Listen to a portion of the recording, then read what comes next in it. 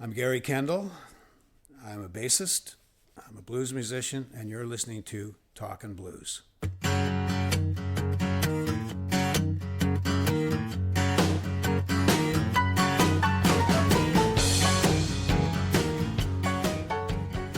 I looked it up, and you were actually on. We actually did an interview like 7 years ago, which boggles my mind. And so, if anybody wants to know about how Gary came to Toronto and became a musician, he is on episode 63 A and B.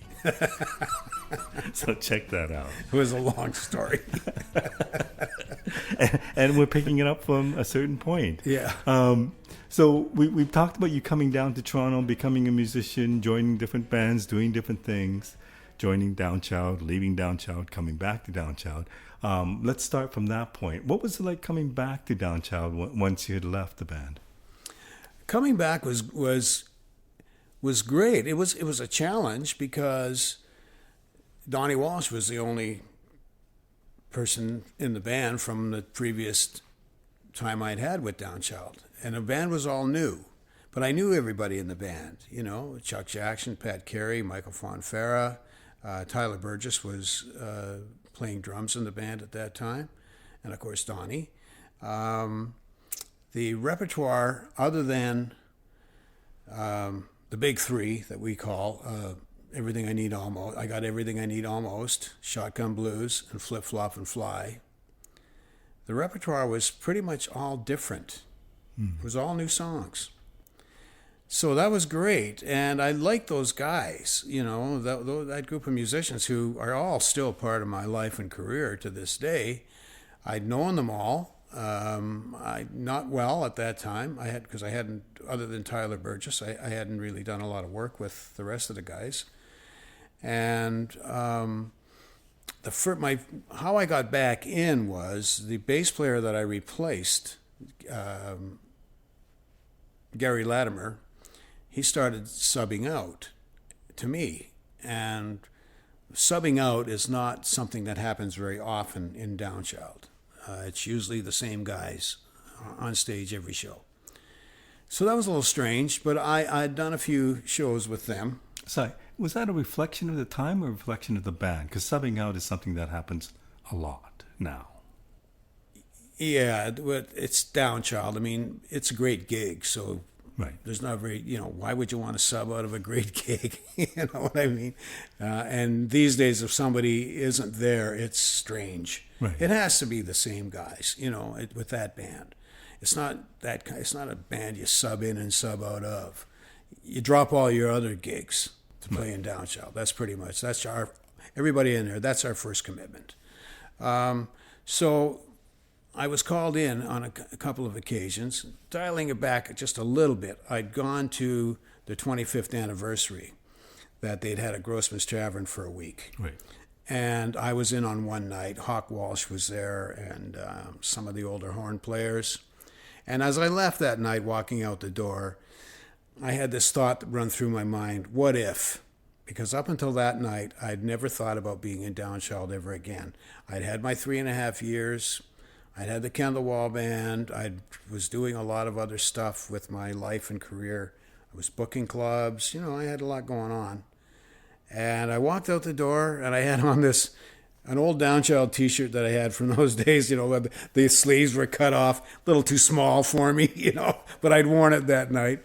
I walk out the door, Grossman's with that T-shirt on, and I go, what if? And geez, it was 4 or 5 months later, Gary Latimer called me, can you sub for me on a gig? So I went and did the gig, and I learned the material that they were doing at that time, and I thought the band was great. And the first thing that I realized that I was missing, that I hadn't paid attention to, I was missing the Downchild audience. Right. The crowd, the band, the crowd, all the Downchild experience. And I thought, man, this is great, because I'd booked them a couple of times at this Black Swan, and then later the Silver Dollar when I wasn't back in the band. So and Donnie used to guest with the Kendall Wall Band, and Chuck used to guest. Pat Carey used to book the Kendall Wall Band out at a place that he booked in Mississauga called Madam's, and I had a relationship with those guys still as a friend. And then so Latimer subbed out a couple of times to me, and then they were going down. Not, the whole band wasn't going, but some of them were going down to Florida, because in those days Donnie used to spend the winters in Florida. He didn't have enough going on down there to bring down the whole band. So he was bringing down Chuck and Pat, and they were hiring some Florida musicians to make a southern version of Downchild. Right. So they were down in Florida doing some work, and Pat called me. And he said, Latimer, after our gig on New Year's Eve, he said, Latimer quit, moved to Calgary, didn't tell us, gone. When we come back, can you sub for us? We'll be back sometime in February. Can you sub for us until we find a new bass player? I said, sure. And in the meantime, I had some time to think about it, so I realized where I was going at that time. I didn't have a band that was really happening. I was booking the Silver Dollar Room, but I really wanted to be in a band that was, going somewhere. So I thought it over, and I thought, when they come back, I think I'll tell Donnie that I can do this again. And they came back, and whatever gig I had, the first gig I was on with them, I said to Donnie, I think I've mentioned this before to you. I said, I can do this again. Don't we have a problem? Because there was a problem with the whole band when I left after my first time around. And I said, no, we don't have a problem. Okay. And I've been back ever since. What was it about the 25th anniversary that you thought, what if? Well, just the vibe, the place was overflowing with people, and just Downchild. Right. Like we got to go back, and I probably mentioned in our earlier interviews that I started out as being a fan. They're my favorite band, for years, long, and it was always something that I thought, oh man, would I ever love to be in that band?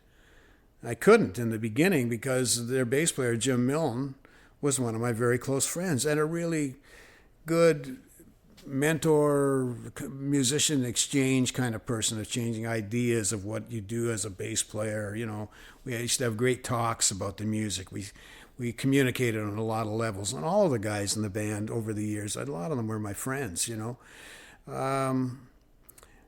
It's just the music that Donnie Walsh has put together over the years. If you're a blues musician, it's just great music to play. Mm-hmm. And that crowd, the crowd that comes out to see Downchild, it's like, they've stayed with the band all these years. It always amazes me. We'll be playing a show somewhere, and unfortunately with the pandemic, we don't go out after the show to the CD table anymore. Although sometimes Chuck and I slip out. We're not supposed to, but we go out into the lobby or whatever just to talk to people. But we used to go out and sit at the table and sign and do all that. And we might be getting back into that again soon, now that we can do that again. Mm-hmm. But it always amazed me when people would come up to the table to sign a CD or a poster and say, you guys are great. This is the first time I've ever seen you. Like, what? Thank you. What do you mean? You've never seen us before. You're our age.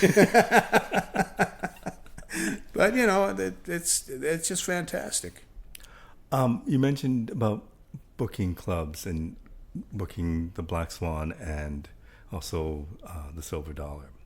How did you get into that? Well, in my first go-around with Downchild, a lot of times when we'd be doing a show and we'd finish early, we'd go to the Cameo Lounge in the Isabella where the Cameo Blues Band was playing. And they had a house gig. Right. And I always thought, man, this is great. Would I ever like to have a house gig somewhere sometime? Like this, packed little club, great band. So,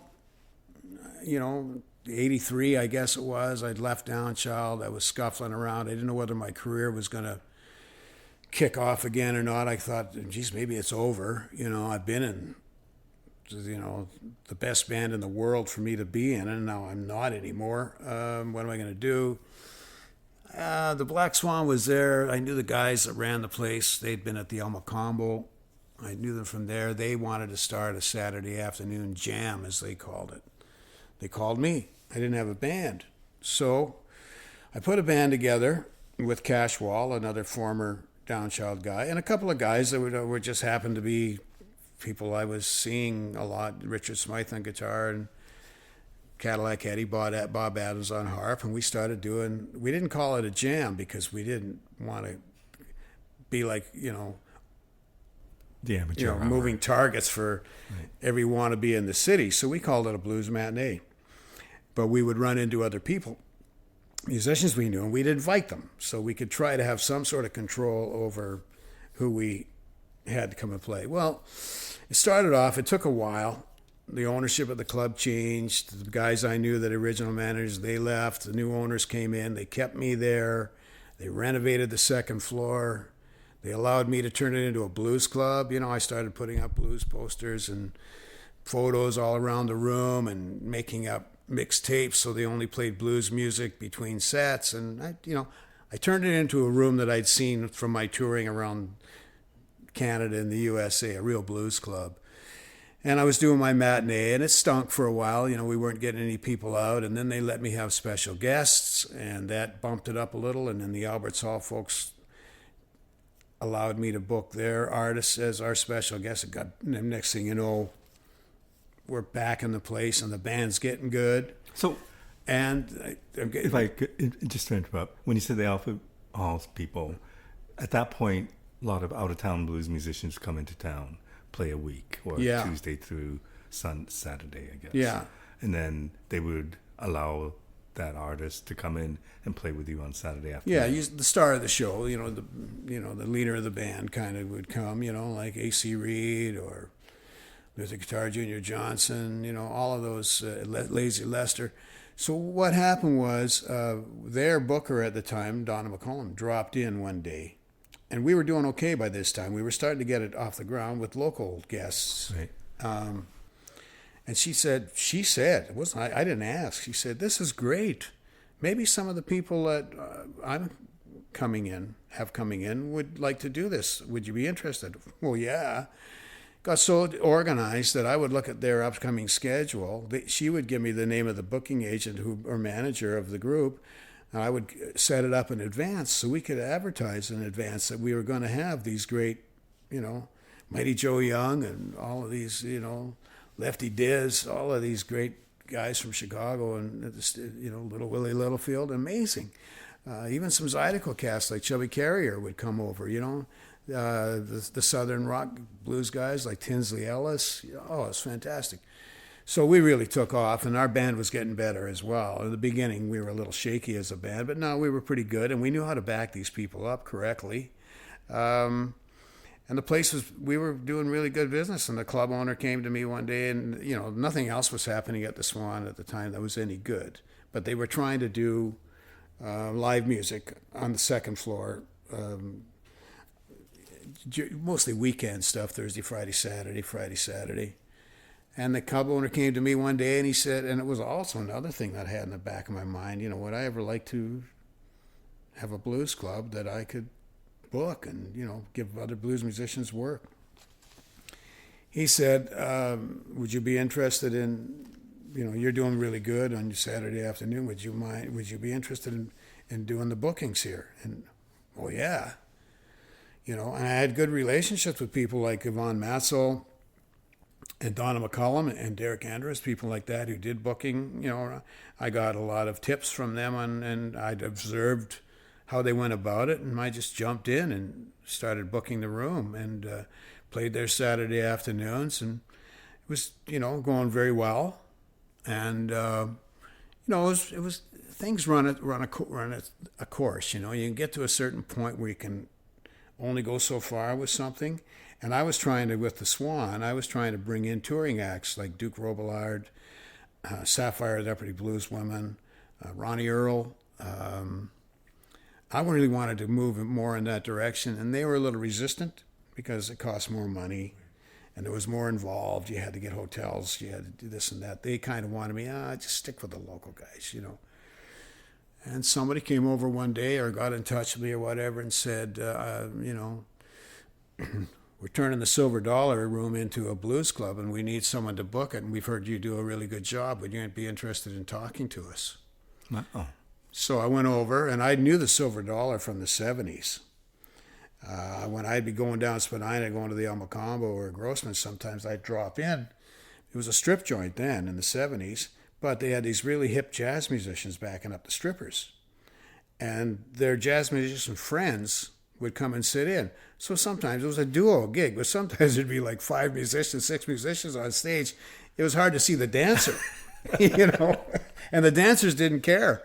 Because I talked to John T. Davis, was the leader of the band, and John T. told me that they had a dressing room with a piano in it, and they would go in and woodshed and work out tunes, and the girls would be fine with whatever they were going to play on the next set. So they'd go up and play their jazz tunes, and the strippers would dance to their jazz. So I loved that bar, and I always thought that this would be a great blues club. And it had been kind of open and closed and really deteriorating over years, and had that great sign out front and all of that kind of stuff. And I went over, and it had been renovated. These guys had totally fixed it up inside. They wanted to turn it into a blues club. And they said to me, "We just want American blues acts. We don't want any Canadian blues acts in here, all American." Albert's Hall at the time was sort of on the way out, and Toronto needed a new premier blues club, as we used to call it. It was going on its way out because it's kind of run its course in its own way, or was there another reason for that?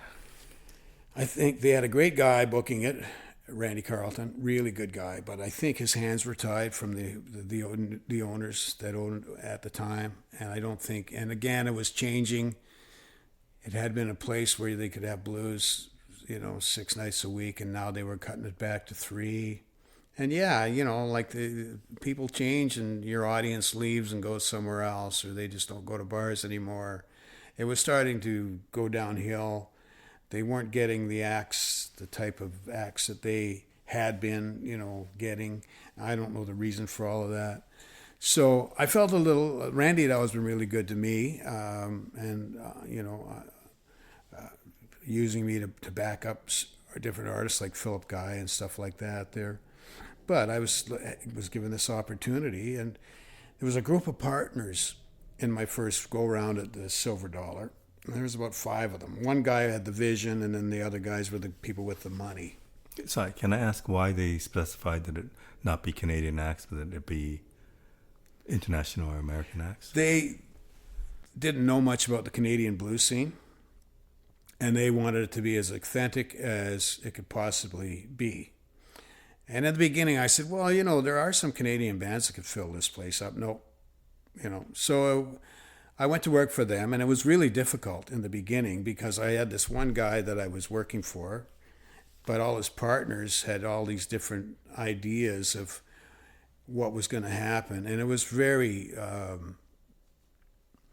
there was some money there for promotion and all of that. It was all done very well.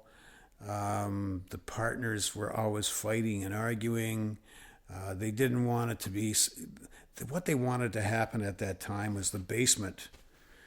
They wanted to turn that into a strip club with just Asian women. And that was going to be the moneymaker. And the blues bar was going to be sort of an add-on. Well, they couldn't get the strip club open for numerous reasons. They would have had to deal with the Asian mob and with bikers, and they weren't connected on either one of those levels. So it never got off the ground. So the backers were always upset that money was going, out the door and not coming in, even though I was booking a great lineup in the very beginning. It wasn't making enough money. They had anticipated a whole operation with 2 venues making money. So these guys were fighting and arguing all the time, and then eventually, after about maybe a year or so, they ousted the guy that brought me in. What year would this be? This would be around 95. Okay. So they ousted him, and I had still had the Black Swan. I was juggling. Oh, okay. I was still booking the Swan. I was still trying to do both.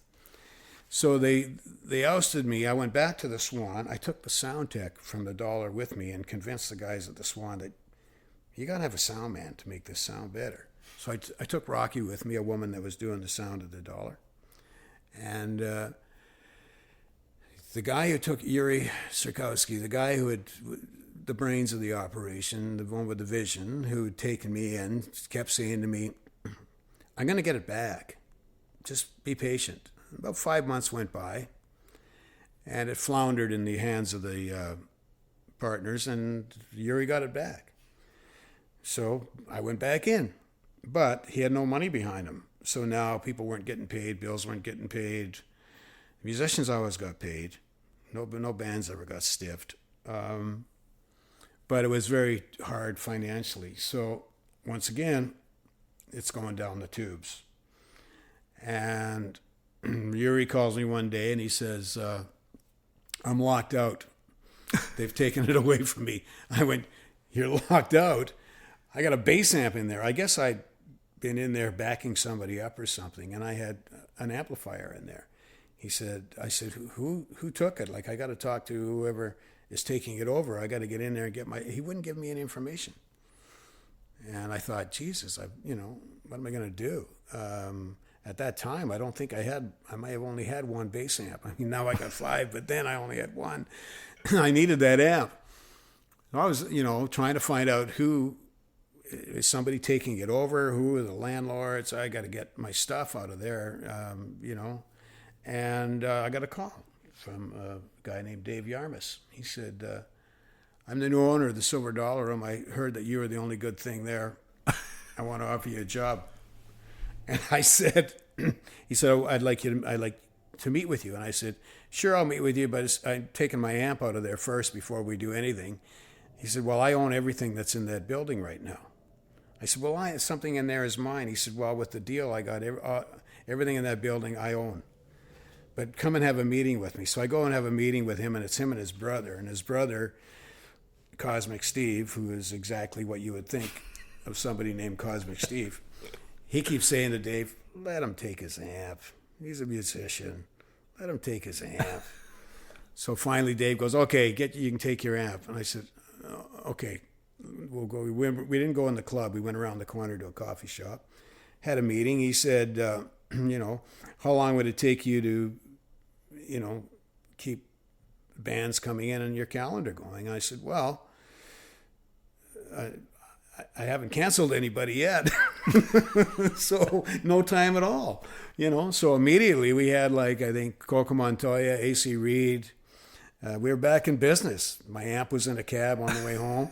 And, I lasted with Dave for 16 years. How long did it take to establish that as a premier blues club? How long does it take for you to, when you went back in, at what point did Silver Dollar become a thing? Almost immediate, because the first group that I was in, they did a really good job of launching.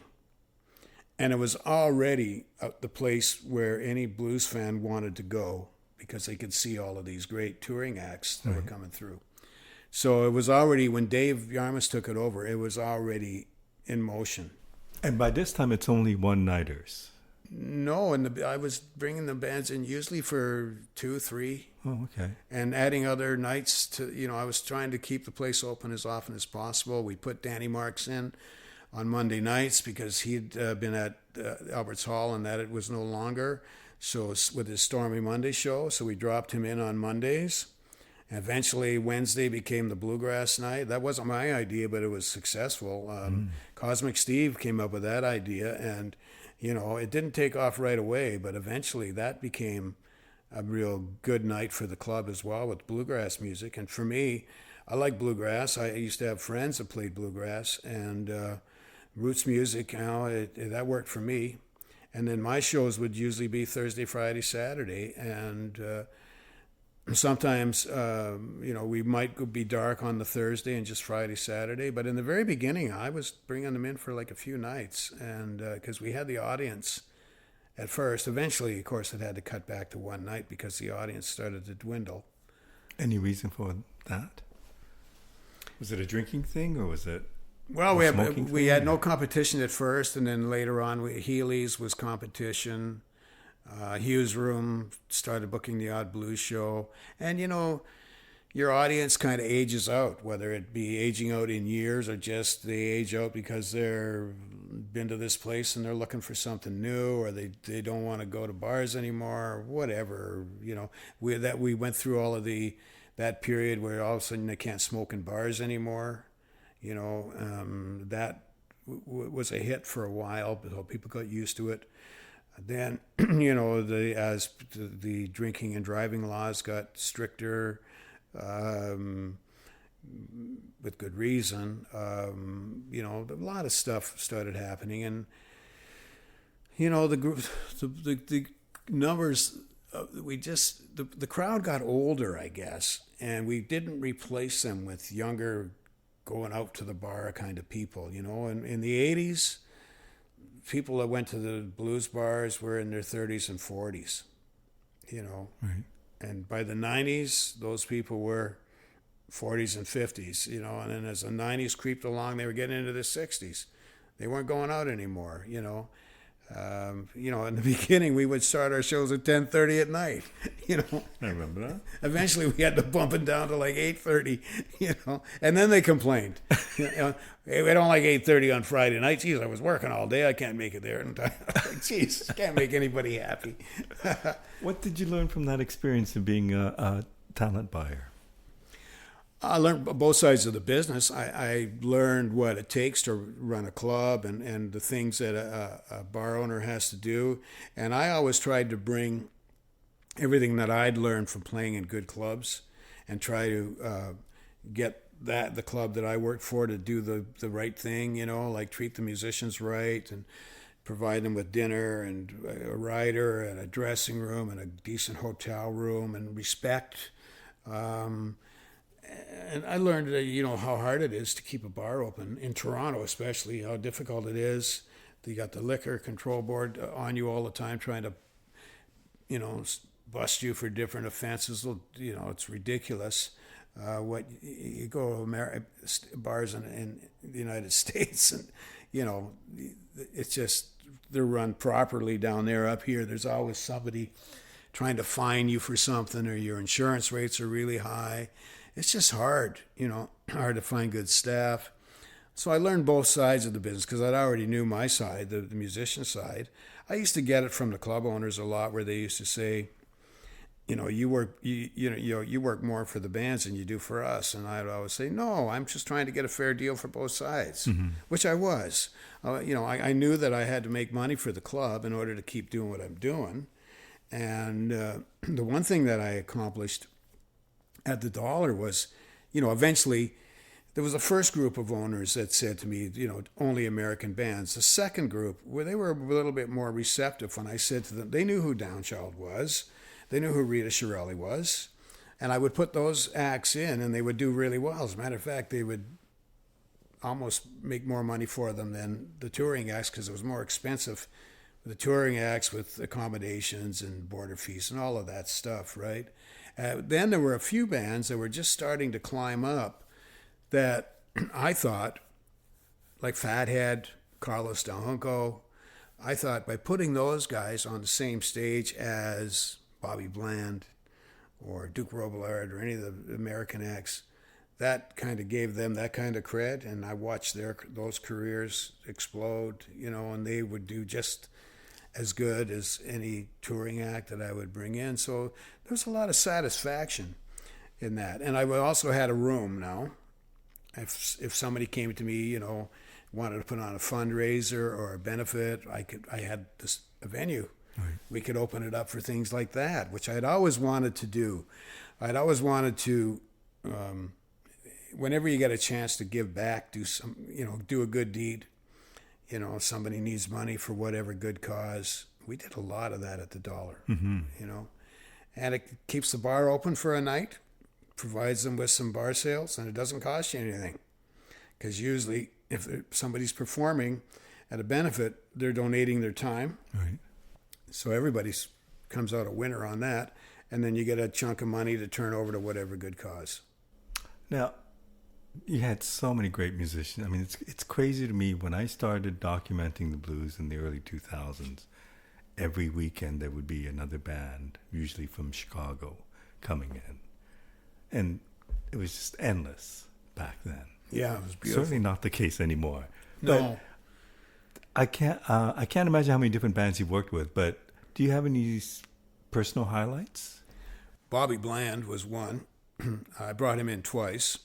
I had seen Bobby Bland as a young fan in my 20s at the Colonial Tavern for the first time. Right. My table was right up against the stage. I mean, the trombone was kind of right down between me and my buddy, and I mean his records and stuff like that. So all of a sudden, we got some financial help from a festival that was happening the first time to make it feasible to actually bring Bobby in, to hear that voice coming out of the Silver Dollar sound system. Yeah. Oh man, Levon Helm, another hero idol of mine, bringing in Levon with his band, the Barn Burners, I think they were called. His daughter Amy was with them.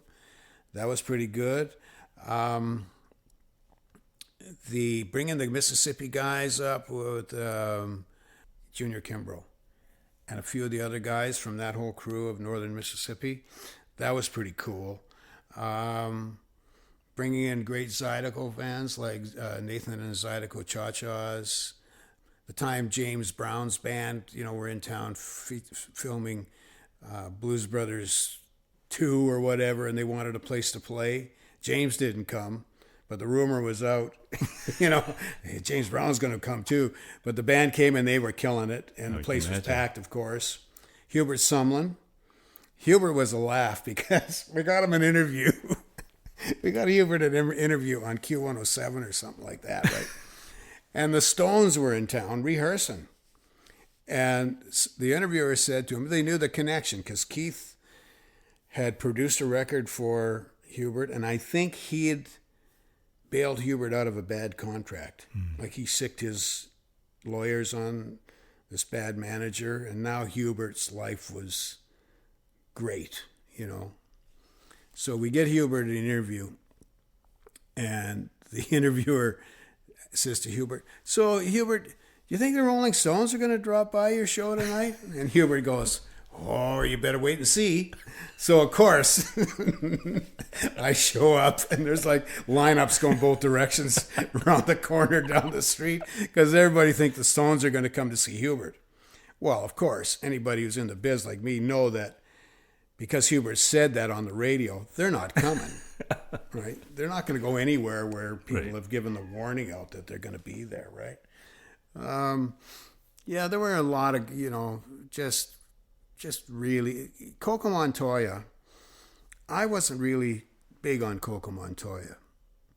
I think I had one of his records, but I knew that he was popular. And I had a chance to bring him in, and I brought him in, and everything changed for me on him. I realized that this guy is, I'm missing something here. He's really good. The owners loved him. He's a really nice guy, and he's very easy to get along with. Really killer band. Jeff Healey would come down and sit in with them, and, the place would, in those days, the word would get out that Jeff's going to a certain club in town, and all of a sudden you had an extra 20, 30 people because they heard that Jeff Healey was going to be there. So him and Jeff would be, trading licks on stage. And that was really cool to actually book. Like I didn't book for my own taste. I booked for the fans. I wanted to fill the club up. So I booked acts that I thought would do good business for the club and still fit the whole blues format. So for something like that, to bring in a band, bring in somebody like Coco Montoya, who I, hadn't really caught on to at the time, and then be totally knocked out, and then, respecting him as a person because he was a great guy to work with, and then really getting into his music afterwards and just seeing how good a musician he was and how he always had a really good band, really good players. That was very cool, Larry Bell was another one because and Kerry too. We brought his father. We brought Kerry in. Kerry, I'd already done some stuff with Kerry. He used to guest at the Black Swan, and Kerry had a huge drinking problem, but then he quit drinking, and I brought him to the Dollar after that, where he was now sober. And whoa, look out!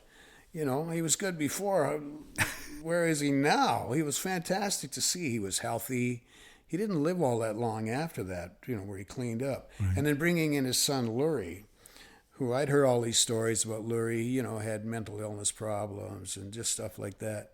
And he turned out to be just the sweetest guy and, you know, very good, you know, really a humble person and the real deal blues, you know. I love that stuff. And I remember when he was leaving, you know, the night that he was going out the front door and the dolly, you know, the stairway down into the front door. I'm at the top of the stairs. Lurie's going out the bottom. He's been paid. He's going out the door. He turns around and he looks at me and he goes, "Hey, Gary, you bring me back here again?" "Yeah, for sure, man." You know, so, you know, like just no star time stuff at all. Just a very humble character, you know. He'd pack the place. You know, of course I'm going to bring you back. And you were really good, you know. And still is. Yeah. It's amazing. And he's still out there working today. Like he, whatever his problems were when he was younger, he managed to get them under control. And it's fantastic to see, you know, that he's carried on the legacy that his father started. That's for sure. Switching gears a bit, I want to talk about the Maple Blues Band. How did that band start? I know it as the band that used to be the host band for the Maple Blues Awards. Yeah. But is that the reason why it started? Yeah. The Maple Blues Awards had had 2 years under their belt. And at the time, I was on the board of directors of the TBS. And after year 2, I had a meeting. I said, you know, the music can be a lot better at the award show. I had this whole vision about musical stings to bring on the presenters and the award winners and just a different feel to what had been. The music was good, but it wasn't the way I thought it should be. So essentially, I think it was Derek who's, okay, let's see what you can do. And that's how it happened. And what was the band when you first started? The band originally, so I was given the go-ahead, okay, you put something together and let's see what you can do. Well, I said right off the bat, and you know, thank God for Derek Andrews. You know, he understands musicians. You know, I don't think he's ever played an instrument in his life. I could be wrong about that, but he understands. And I told him I wanted a big band. I wanted a big, versatile band that can play every style of blues there is. I have an idea here. Okay, so I think in the beginning it might have been 7 piece. So at the very start of it all, we weren't called the Maple Blues Band. It was just a band that I was going to put together to do the music. And by then it was decided that they were going to bring in guest artists to be part of the show. So I would be backing up the guest artists and providing the music for the show. So I had Michael Fonfara and Pat Carey. And my original plan was one would be on my right, one would be on my left on stage. But at the same time, these guys are going to be my arrangers. They're going to help me pull the music together because they're both extremely talented in that way. They'll help me articulate what I'm hearing in my head. They'll help me make it real. And I'll change the band every year. I'll just keep them, and every year there'll be a different drummer, different guitar player, different horn players, different harmonica player, right? Well, it didn't take long before I realized that this isn't working. Every year I got to break in a whole new crew, you know.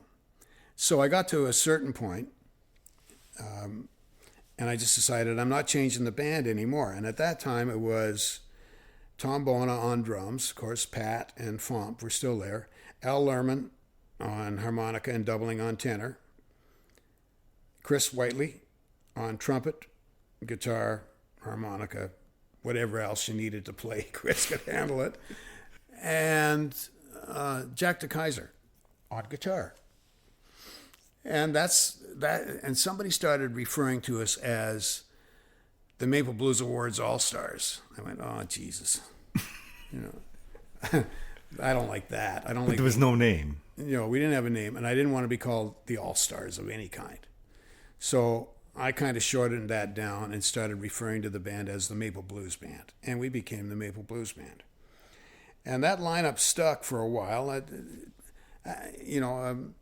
After a couple of years, Jack DeKaiser decided that he didn't want for his career to be seen as a sideman. So he he wanted to get out of it.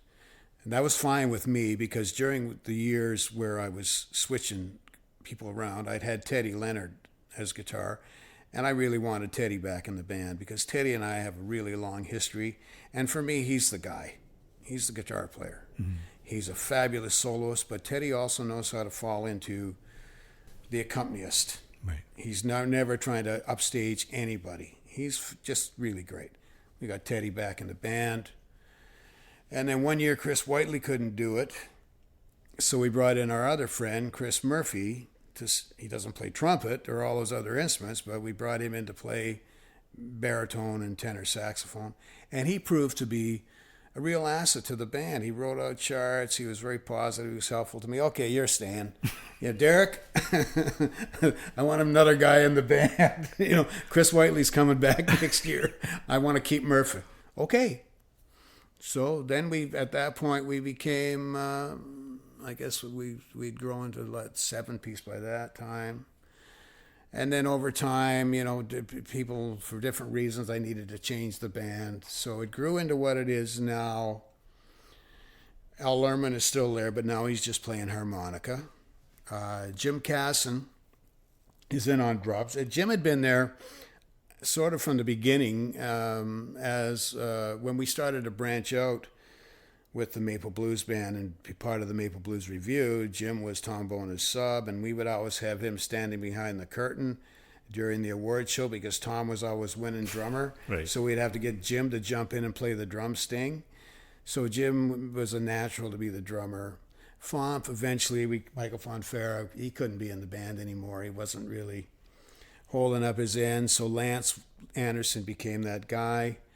Of course, Pat always stayed when Chris Murphy wanted to bow, or Chris Whiteley wanted out because he had one ear, hearing damaged in one ear, and that band the monitors for the horns are pretty loud, and it wasn't working for him anymore. Right. So Howard Moore had always been his sub, so Howard became into the band, and then eventually on baritone, we brought in Allison Young to replace Chris Murphy, and then the last addition was Mai Kelly on trombone.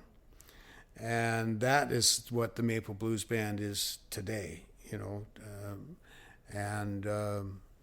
made a record, a full record. We had a couple of tracks on an EP earlier, with the older version of the band did those recordings. But yeah, and it just, over the years, very early in the life of that band, I saw the opportunity for composition. We were going to be playing instrumentals at the beginning of each half. Why play covers? That's my attitude today. I've been playing blues covers that's how I learned how to play. Right. But every chance I get, I would like to play original music. In Downchild, I play original music, a whole show every night. Of almost all of it is original. There might be, in Downchild's show, there might be one non-original song, right? Flip, Flop, and Fly. Right. Might be the only song on the show that's not original. Oh, Tell Your Mother, Jimmy McCracklin tune. So we started composing. And at first, I'd get an idea for a song, and I would go to Pat Carey and Michael Fonfara, and they would work with me on the arrangement and taking my rough idea and expanding it.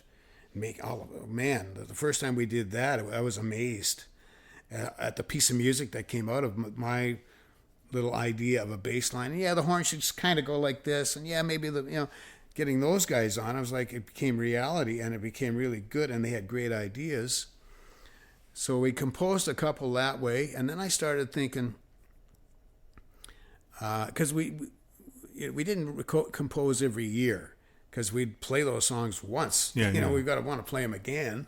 So it wasn't so, we didn't really need to write new stuff for the next year. So then I started thinking maybe I should spread this around. Like when I get these ideas, maybe I should go and write with some of the other guys in the band. So I wrote one with Chris Whiteley and Al Lerman. I wrote one with Teddy. And then as the band grew, sometimes We wouldn't do a writing session. I would bring the song to a rehearsal, so whoever was in the room at the time would be a co-writer, whether they contributed anything or not. And we developed, a catalog of a dozen songs. It must be fun to play with a big band like that. Oh, it's amazing. It's amazing. It's every musician's dream, I think. The rehearsals, for me, are almost the best part of the gig. Yes, it's great doing a show, but for the Maple Blues Awards, because I had so much prep work to do and meetings to go to, leading up to the awards, it took up a big chunk of my time out of every year. I don't think anyone has any idea of how much time I put into the Maple Blues Awards.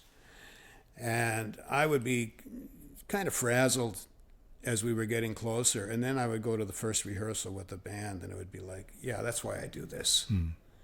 I do this for this moment, to be in this room with all these people playing this great music. And a half an hour from now, some fabulous musician is going to come in here and we're going to back them up. And that's going to be fantastic. I get to do that. We must have backed up over 100 people over our time, with the Maple Blues Awards. So it is something else. And, it's to hear those compositions come to life. Boy, well, that's why you do it, And that album did really, really well. The Maple Blues Band album. Yeah, Let's Go. It's done really. It's done. I didn't bring one in with me, but I'll make sure that I bring in You have a CD player? Yes. But I guess it's frustrating because it would be difficult to tour that band. Yeah. Financially, we're not going to be a band that, if I can do, my goal right now is, since we left, the final Maple Blues Awards show for us is 2023. Now, outside of the Maple Blues Awards, we've been to the Calgary Blues Festival in 21. Mm-hmm. And last 23 in September, we did a concert at the Regent Theatre in Oshawa. We brought in Harrison Kennedy and Keisha Wint as our guest singers, but we mainly play our instrumental music, and they do a couple of songs each in the show. And we're doing the Kitchener Blues Festival coming up this August, where we'll do one day on our own, just playing our instrumentals, and then the next day, the group will be cut down to a 6-piece, and we'll back up Johnny Rawls on the second day. But that's what I'm working on right now. Is I want to take that band on the road, and go into theaters and offer. The programmers can have us come and do an evening of us playing our instrumental music. If they want to spend a little bit more money, we will bring in some guest singers. In Calgary, we had Susie Vinnick, Steve Mariner, and Johnny Max. And in the Regent, we had, as I mentioned, Harrison Kennedy and Keisha Wint. So I will continue. And I have a whole other concert plan that I'm trying to get financing for, because it is a large show. But I have a thing that I'm working on now, a project called Toronto the Blues Today. I stole that off an old blues album. There was a series of albums called Chicago the Blues Today. Yep. Fantastic records, right? Toronto the Blues Today, which would be the Maple Blues Band.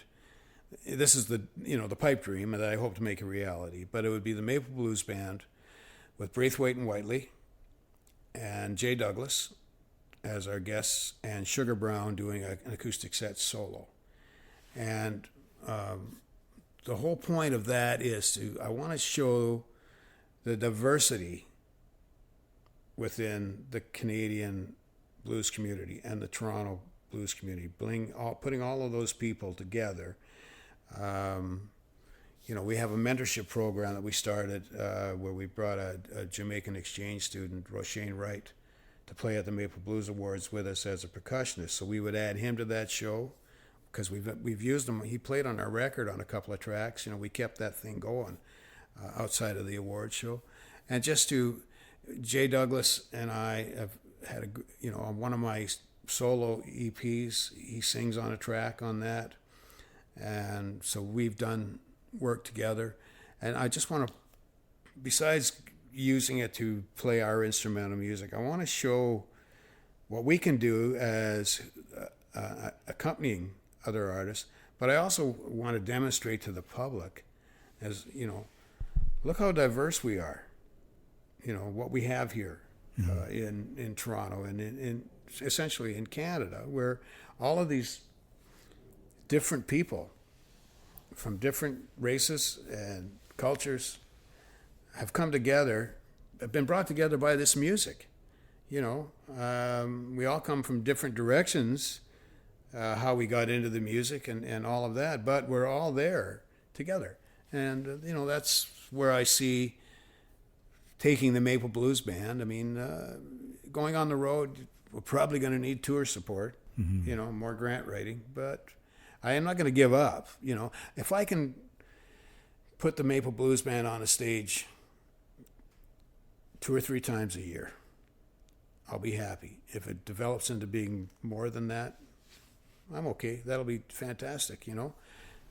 So I have to ask, the decision not to continue doing the Maple Blues Awards, is it because you're so busy leading up to it that, and you've done it for so many years, that it was time for a change, or was there another reason? I did it for 24 years, and I started thinking around my 20th year that I got to turn this over to somebody else. I have to step aside. You know, you can't do something forever. Right. And eventually you're going to, you know, get asked to leave. And I wanted to leave on my terms and do it the right way. And it all kind of fell together. You know, during the pandemic, I got into writing, I hired a grant writer and, you know, got some financing to record that music from the Maple Blues Band. I'd always wanted to preserve that music. I was successful with that and did the record, got a record deal, because one of the clauses in my application was that when I finished the recording, I would present it to record companies, and if nobody wanted it, I'd put it out myself. I've been putting out my own recordings since 2004 or something like that, for a long time. So I was prepared to do that myself, and I got lucky, and Cordova Bay, I sent it to, I think, 5 record companies. Cordova Bay jumped on it right away. They were the first one in, and as soon as they came in, I thought, you know, an American one got back to me and said, you know, they weren't really interested, but, you know, it wasn't really what they did, you know. A couple of other Canadian ones did not. One of them actually said to me, I can't sell this music. Whereas Cordova Bay, right off the bat, were like, they were on it, you know. The past president and founder, Michael Burke, had always been very encouraging and kind to me over the years. And the president that took over from Michael, Jocelyn Greenwood, was really, you know, she's a musician as well. They were more than positive. Like, they were just, and still, you know, are really great to work with. They hired, Eric Alper was their publicist, and that whole team for that record just,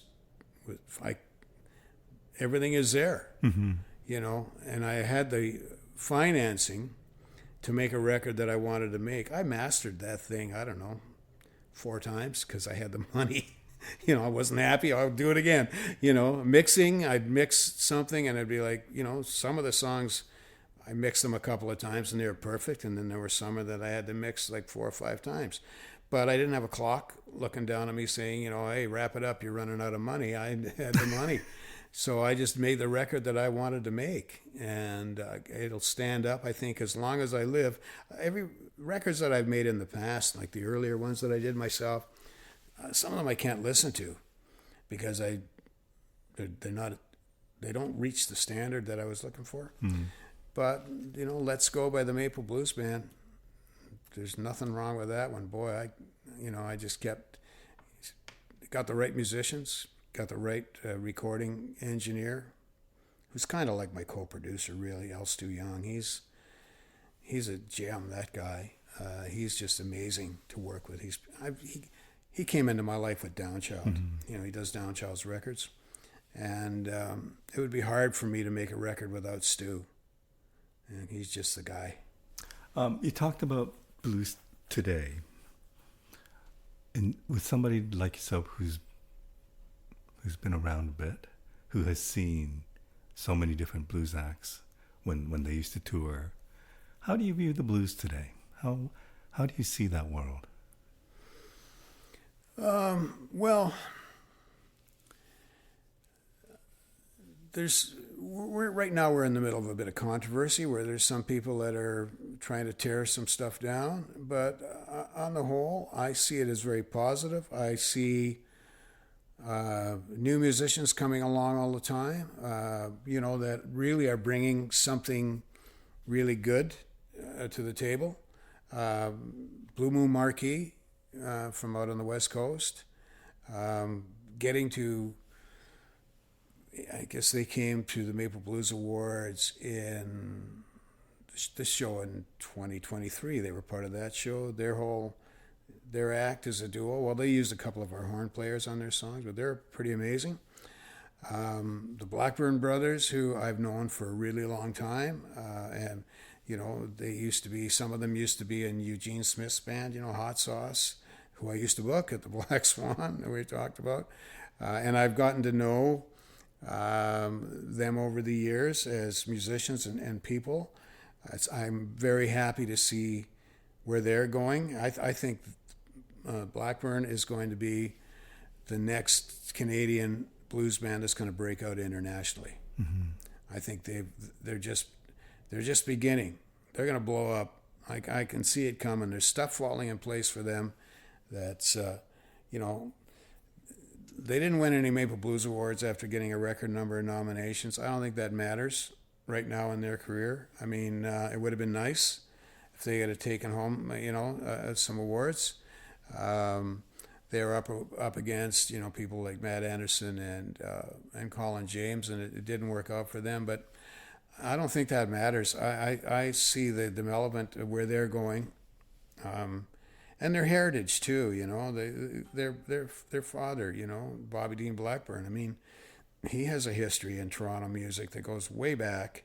And it's really nice that they're bringing him along. Like, they're opening the door, to people to know about what their dad did. Like, they're not letting him be forgotten and be a thing of the past. And he's still around. He can still play and he can still sing, and he's still out there doing it. And he's part of that whole.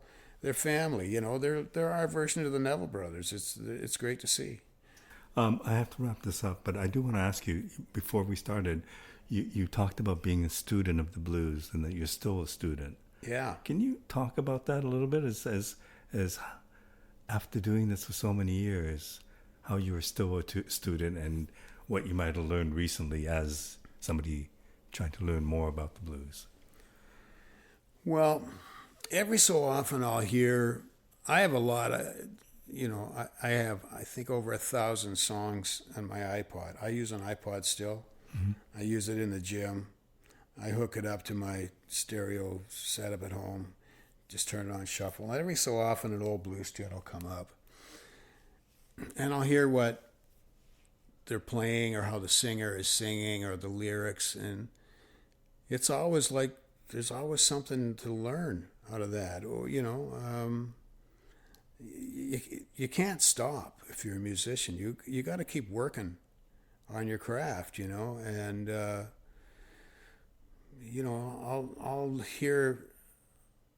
I'll hear a Muddy Waters tune and I'll hear something in it that I'd never heard before. Or maybe I wasn't listening closely enough, or maybe I'd forgotten about a certain part. The other day I heard Otis Rush, I Can't Do My Homework Anymore. I hadn't heard that song in a really long time, and I used to play it in a band. I used to play it in the James Hartley band, and it's probably 72, a long time ago. And I heard it again the other day, and I was listening to it, and I was thinking, like, did I play the bass line like that? I don't know. Maybe I didn't get it right. Maybe I should go back to this song and relearn it, because I'm listening to the bass now, and geez, I don't remember. Maybe I didn't play it correctly. I got to go and practice that song again. Just stuff like that. During the pandemic, in order to keep my chops together, I made playlists. I would practice every day, and I made playlists of songs to put. I'd play them through my computer sound system to play along with. I made songs that I would never play with any band ever. Give me an example of that. Louis Armstrong, "It's a Wonderful World."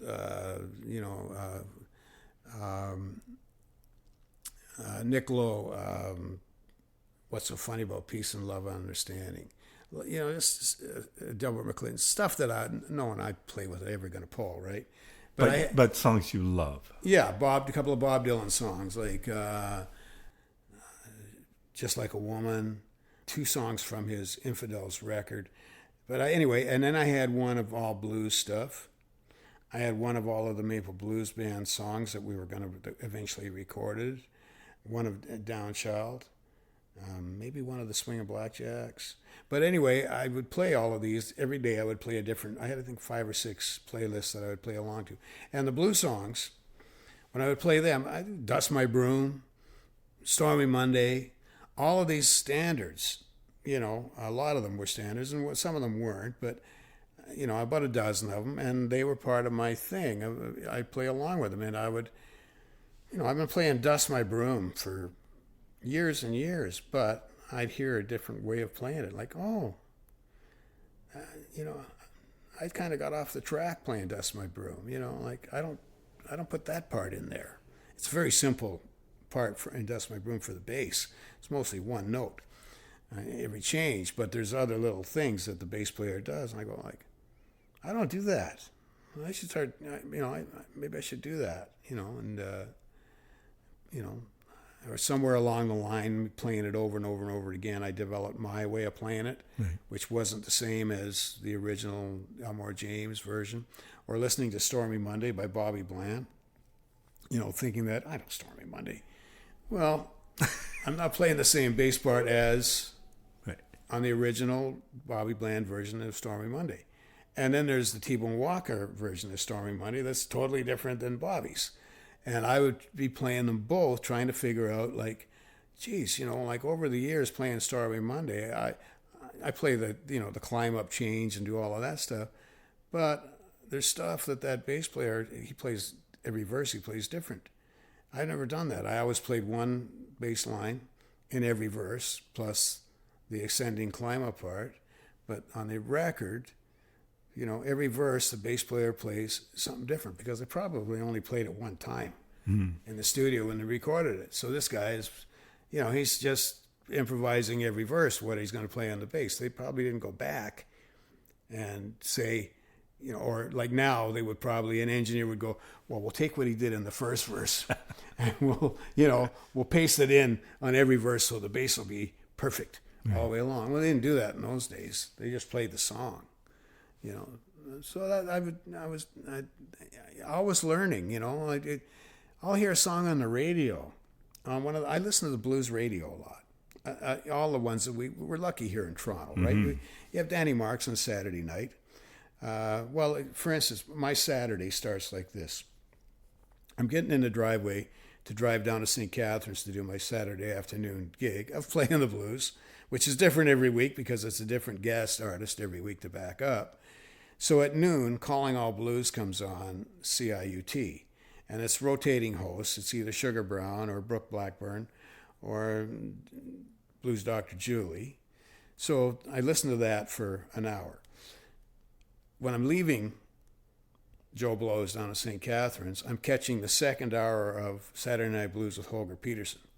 So I catch an hour or two of Holger. By the time I'm hitting Toronto, which is just about 8 o'clock, I switch over to Blues FM. There's Danny Marks. On Friday night, if I'm home, And now they have the New Orleans show on Jazz FM with Ronnie Littlejohn. I'll listen to that. So I'm listening to all of this radio. Radio has always been a very big, important part for me in music. Right from the time when I was a kid, under the covers with the old radio that my grandfather gave me, looking for music, right? It's still a big part. And I'll hear a song on the radio, maybe that I've never heard before, or an old song that I've forgotten about, and I'll either dig it out of my collection or I'll download it, into my computer, and eventually get around to playing along with it, checking it, checking it out. Like I heard a song recently on, I think it was on Gumbo Kitchen. It was a New Orleans artist named Tyrone, Brother Tyrone. Nobody's ever heard of him, right? But I heard this song. I've sort of done some research, and he's like one of those New Orleans guys that doesn't leave New Orleans too often. He's like a soul singer. And I heard this song, and I'm listening to it probably while I'm in the kitchen making dinner or having dinner, something like that. And I'm hearing this song go by, and I'm thinking, those are really cool changes in that song, So, but I couldn't remember who it was. So I actually got in touch with Ronnie Littlejohn, and I said, hey, you played this song. I think the guy's name it might have been Tyrone, but I'm not sure. I don't know the name of the song. He got back to me. He said, Brother Tyrone. Not that familiar with the guy either. I go online, find the song. I buy music. I don't stream.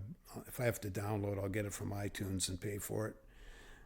Download it and put it up on the computer and play along with it, and learn the changes to this song, because it wasn't like a 12-bar blues or anything. It had kind of a different kind of chord changes in it, right? And that's how you keep active, Mm-hmm. Keep learning, keep trying stuff, Write them. I always trying to write songs, whether songs with lyrics that I would sing on, or try to sing on the small bar gigs I do, or I'm always I'm thinking about a second record for the Maple Blues Band of instrumentals. So when I write instrumentals, I start them on the bass. Usually when I write a song with lyrics, I'll start with the guitar, and I'm not a very good guitar player, but I can do enough to kind of find some chord changes to go along with some lyrics. Yeah, I mean, if you can't quit, you always got, and you got to keep practicing. I mean, I like rehearsing. I really like rehearsing, and I probably don't rehearse enough with some of the bands that I'm with. The bands that I do work with, Downchild is great because we rehearse before every block of shows. I've got the Swingin Blackjacks into rehearsing now.